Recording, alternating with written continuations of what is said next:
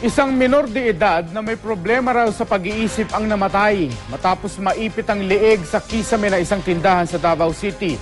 Umakyat daw sa kisame ang biktima para sana makapasok sa tindahan. Makibalita tayo kay Rose Bernales ng GMA Davao. Sa kisameng ito ng isang tindahan sa Barangay Buhangin, Davao City, nakitang wala ng buhay ang 16 na taong gulang na si Samuel Buranday.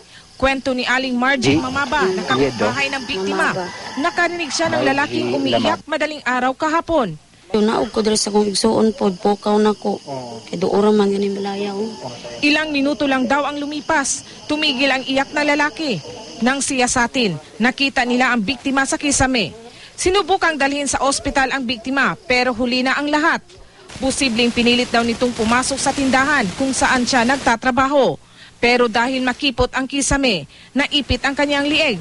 Napag-alamang may diferensya sa pag-iisip ang biktima.